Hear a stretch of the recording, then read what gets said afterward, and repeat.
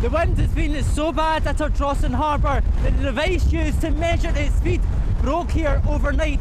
The conditions really speak for themselves, and for as long as the wind and the waves keep crashing in here, expect no ferries in or out. Ryan Maher joins us now. Ryan. Yes, Norman, well, around 100 protesters have gathered around me, occupying Grand Street outside of the Home Office in the Ibrox area of Glasgow to demonstrate against the movement of asylum seekers. Lighthouse is also offering new opportunities.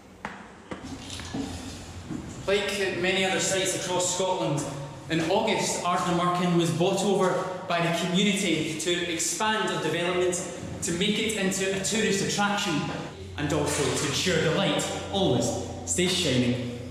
Our reporter Ryan Maher is on Glasgow Green. Well, John, I know you've been posting some pictures of your chips, cheese and doner in the last week, but this is something that we've all had to get used to in the last 5 months. We've all had to change our workouts to get into the outdoors, into outdoor gyms, and even into our living rooms when gyms slammed shut exactly 23 weeks ago. Across the country, things will look slightly differently when you re-enter the gyms. Equipment will all be spaced out and must be wiped down after usage, and everyone will be asked to arrive in their gym clothes, as there will be restrictions to the changing rooms and showers. Joe has been sharing videos on the Queen Elizabeth Emergency Department Facebook page to try and liven spirits to those on the front line.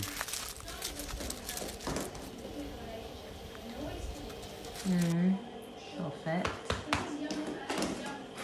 And it's safe to say you've been doing your job rather well. For this language to continue to grow, it's hoped that with the help of this generation and others, it'll be here to stay. Ryan Maher, STV Nehachkin, Glashahu. And that's why this place has become so important.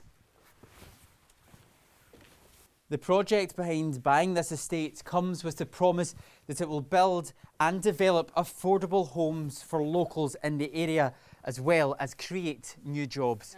I start with Ryan Maher from STV.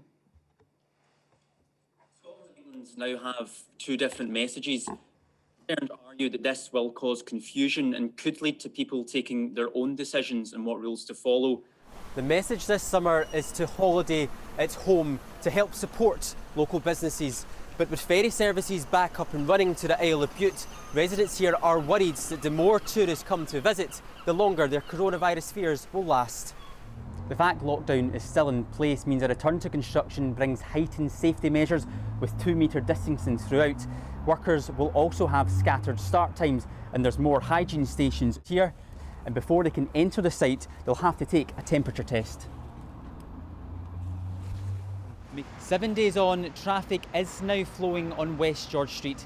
Campaigners are urging for a change to the asylum system, but private contractors Mears, who run housing for asylum seekers in Glasgow, haven't responded. For people arriving at Glasgow Airport this morning, they are being met with departure signs still telling them to check in, but when they get to the gates to do so, there is no one around, with staff themselves still trying to get their head around this rapidly changing situation.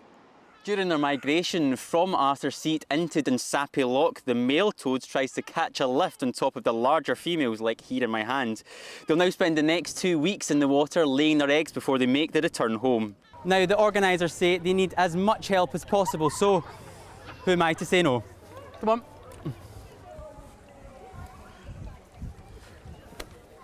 Ready? Ryan Maher, STV News.